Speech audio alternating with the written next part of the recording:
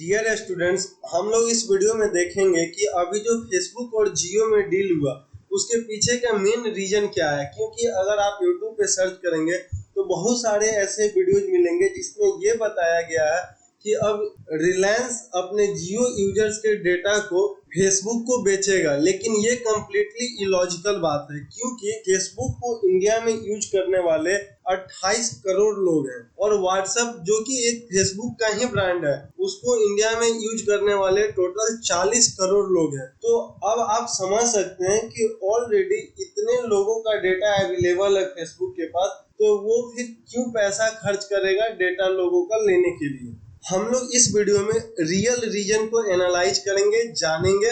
आप video last तक जरूर देखिएगा, आपको बहुत सारे ऐसे इंटरेस्टिंग फैक्ट्स रिलायंस जियो के बारे में जानने को मिलेंगे जिसको जानने के बाद आप चौंक जाएंगे। 28 दिसंबर 2002 को मुकेश अंबानी के द्वारा रिलायंस इंडिया मोबाइल को लॉन्च किया गया। 2016 में जब रिलायंस जियो को लॉन्च किया गया था तो आप हम सभी जानते हैं कि बिल्कुल सब कुछ फ्री कर दिया गया था, कॉलिंग फ्री, डेटा फ्री। बिल्कुल इसी एग्रेशन के साथ 2002 में भी रिलायंस इंडिया मोबाइल को मुकेश अंबानी ने लॉन्च किया था। 2002 से लेकर 2005 तक वो इस प्रोजेक्ट पे काम किए ताकि इस प्रोजेक्ट को इंडिया लेवल पे स्केल अप किया जा सके और इस प्रोजेक्ट को सक्सेस किया जा सके। लेकिन 2005 में ही दोनों भाइयों के बीच में बढ़ते तनाव के कारण रिलायंस इंडस्ट्री का बंटवारा कर दिया गया और फाइनली बंटवारे के बाद रिफाइनरी एंड पेट्रोकेमिकल का जो बिजनेस था वो मुकेश अंबानी को दिया गया और अनिल अंबानी को टेलीकम्युनिकेशन का बिजनेस दिया गया।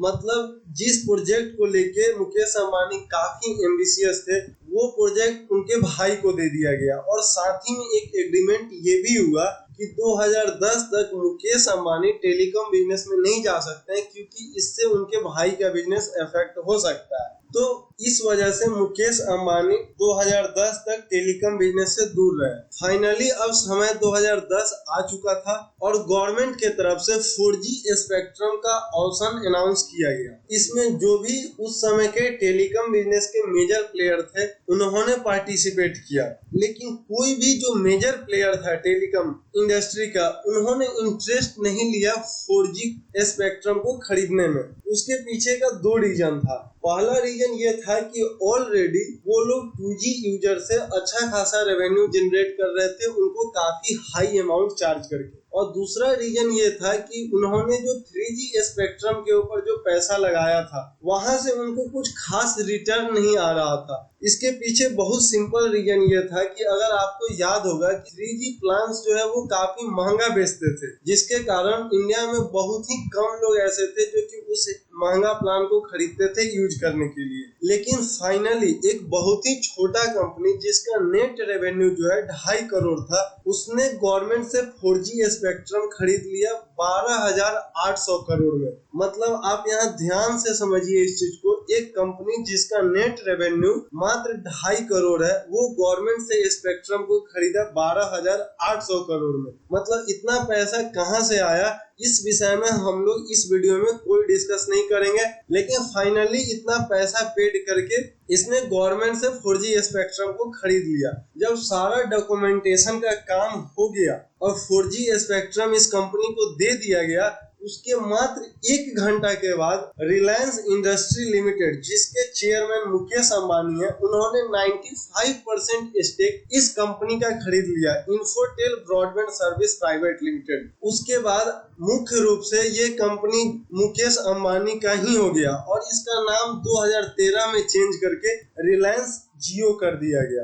और जियो इंफ्रास्ट्रक्चर 4G इंफ्रास्ट्रक्चर डेवलप करने के लिए मुकेश अंबानी ने $35 बिलियन पैसा खर्च किया और उन्होंने पूरे देश में 2 लाख टावर को लगाया। और फाइनली जब 2016 में जियो को लॉन्च किया गया तो मात्र 170 दिन में जियो नेटवर्क से 10 करोड़ से ज्यादा लोग जुड़ चुके थे। और इंडिया जो कि डेटा कंजम्पशन में 155 रैंक हुआ करता था वर्ल्ड में, अब वो नंबर 1 रैंक पे आ चुका था। तो आप समझ सकते हैं कि मात्र 170 दिन में 10 करोड़ से भी ज्यादा लोगों को अपने नेटवर्क से जोड़ना ये आपके लिए मेरे लिए बहुत बड़ी सफलता हो सकती है। लेकिन ध्यान रहे कि यहाँ बात रिलायंस इंडस्ट्री लिमिटेड की हो रही है, जिनका सपना वर्ल्ड का नंबर 1 कंपनी बनने का है। और अभी आप चेक करेंगे तो रिलायंस इंडस्ट्री लिमिटेड इसका रैंकिंग 106 आता है, मतलब अभी ये टॉप 100 में भी नहीं है। तो इसलिए मुकेश अंबानी को अभी बहुत कुछ करना था इसको नंबर 1 कंपनी बनाने के लिए।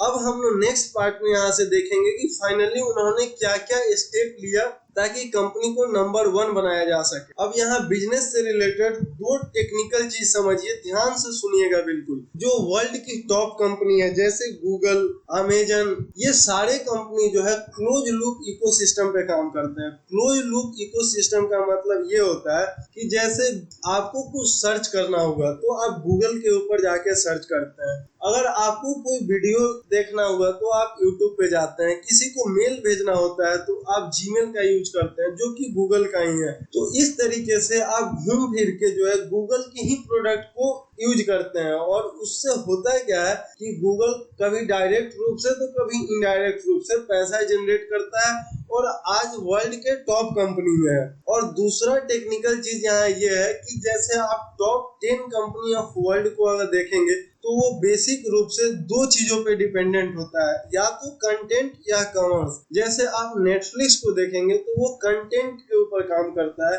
मतलब वहां पे बहुत सारे ऐसे टीवी शोज हैं, बहुत सारे मूवी हैं जिसको आप वहां जाके देखते हैं और उससे नेटफ्लिक्स रेवेन्यू जनरेट करता है और आज वर्ल्ड के टॉप 10 कंपनी में है। और नंबर 1 कंपनी जो कि अमेजन है वो कॉमर्स के ऊपर काम करता है, मतलब आप उसके प्लेटफॉर्म पे जाके बिजनेस करते हैं, मतलब सामानों को खरीद भी सकते हैं और बेच भी सकते हैं। और आज वर्ल्ड का नंबर 1 कंपनी है। तो फाइनली मुकेश अंबानी को भी कुछ ऐसा करना था जिससे वो क्लोज लूप इकोसिस्टम को डेवलप कर सके। अब ध्यान से यहाँ से समझिएगा कि इसके लिए उन्होंने क्या किया। 2016 में ही उन्होंने जियो डिजिटल स्टार्टअप फंड को 5,000 करोड़ रुपए के लागत से सेट किया। इसका मकसद ये था कि इंजीनियर्स, यंगस्टर को बोला गया कि आप ऐसा एप्लीकेशन डेवलप कीजिए जिसको यूजर आसानी से जियो प्लेटफॉर्म पे यूज कर पाए। और बहुत सारे स्टार्टअप को इन्होंने खरीदना चालू किया। जैसे कंटेंट से रिलेटेड जो है बालाजी फिल्म्स, आप हम सभी जानते हैं। एडकास्ट एक स्टार्टअप था जो कि एजुकेशन रिलेटेड वीडियोस बनाता था। इरोस, सावन म्यूजिक, इन सबको कंटेंट से रिलेटेड जो स्टार्टअप था ये खरीदा गया। कॉमर्स से रिलेटेड जैसे जो भी कॉलेज स्टूडेंट हैं उनको पता होगा फाइंड एक ऐप है बिल्कुल अमेजन की तरह, जहां पे आप जाके बहुत सारे सामान को खरीद भी सकते हैं और बेच भी सकते हैं। उसी तरीके से कैरियर से रिलेटेड भी बहुत सारे स्टार्टअप को खरीदा गया, जैसे हैथवे हो गया, डेन केबल हो गया। कैरियर रिलेटेड बिजनेस का मतलब ये होता है कि बहुत सारे ऐसे बिजनेस होते हैं जो कि 4G infrastructure, digital India infrastructure के ऊपर काम करते हैं। तो इन्होंने एक स्टेप और आगे ले जाते हुए कंटेंट और कॉमर्स के अलावा कैरियर के ऊपर भी इनका पकड़ हो, तो इन्होंने कैरियर रिलेटेड स्टार्टअप को भी खरीदा। लेकिन एक बहुत फेमस कहावत है कि जो अमीर लोग होते हैं वो कभी भी भूख की वजह से नहीं मरते हैं, वो मरते हैं ज्यादा खाना खाने की वजह से। मतलब ज्यादा खाना खाने की वजह से उनको अपच होता है, एसिडिटी का प्रॉब्लम होता है और भी बहुत सारे ऐसे प्रॉब्लम होते हैं और फाइनली वो मर जाते हैं। और जियो के साथ भी ऐसा ही हुआ। आप यहाँ जितना भी स्टार्टअप देख रहे हैं इसमें सारा स्टार्टअप इनका फेल हो गया। कुछ हद तक जो सक्सेस हुआ सावन म्यूजिक, जहाँ पे आप जाके अभी कॉलर ट्यून सेट करते हैं। और इस दौरान फाइनली अब रिलायंस इंडस्ट्री लिमिटेड के ऊपर बहुत ही हेवी अमाउंट का कर्ज भी हो चुका था। तो अब एंट्री होता है यहाँ फेसबुक का, और फेसबुक और जियो का डील किया जाता है 43,574 करोड़ में। अब समझिए आखिर फेसबुक क्यों जियो के साथ डील करता है। फेसबुक पिछले कई सालों से व्हाट्सएप में पेमेंट सर्विस को इंक्लूड करने की कोशिश कर रहा है। जैसे अगर अभी आपको किसी को ऑनलाइन पेमेंट करना होता है तो आप जनरली फोन पे या पेटीएम का इस्तेमाल करते हैं। उसी तरीके से व्हाट्सएप जो है अपना पेमेंट सर्विस जो है लॉन्च करने का कोशिश कर रहा है। लेकिन इंडियन का जो रूल्स एंड रेगुलेशन है, गवर्नमेंट का जो रूल्स एंड रेगुलेशन है, उसके वजह से व्हाट्सएप पेमेंट सर्विस को लॉन्च फेसबुक के द्वारा नहीं किया जा रहा है।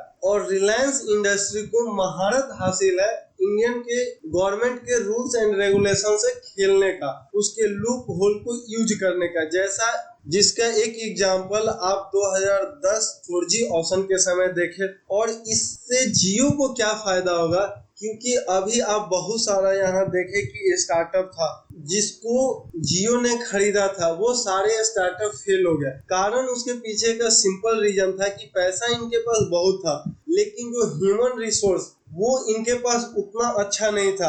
और फेसबुक के पास वर्ल्ड का बेस्ट ह्यूमन रिसोर्स है टेक्निकल फील्ड में, अगर देखें तो इस तरीके से वो उसके इंजीनियर्स को यूज करेंगे अपने डिजिटल प्लेटफॉर्म को बिल्डअप करने में। और फाइनली सबसे इंटरेस्टिंग फैक्ट आपको ये पता होना चाहिए कि मात्र जियो फेसबुक के 3 से 4 दिन डील होने के बाद ही व्हाट्सएप ऐप पे जियो मार्ट को लॉन्च कर दिया गया। जियो मार्ट कुछ नहीं, बिल्कुल सिमिलर ऐप है अमेजन और फ्लिपकार्ट के, जहां पे आप जाके सामान को खरीद सकते हैं, बेच सकते हैं। अब आप इस चीज को समझिए कि व्हाट्सएप को यूज करने वाले इंडिया में 40 करोड़ लोग हैं। इतना बड़ा यूजर बेस किसी भी एप्लीकेशन का नहीं है। और इतना आसानी से इस डील के बाद जियो मार्ट अवेलेबल होगा 40 करोड़ लोगों के पास, और सारे लोग वहां पे प्लेटफॉर्म पे खरीदेंगे या बेचेंगे, और फाइनली इससे रिलायंस को फायदा होगा। तो इस तरीके से इस डील से दोनों का काम बन गया।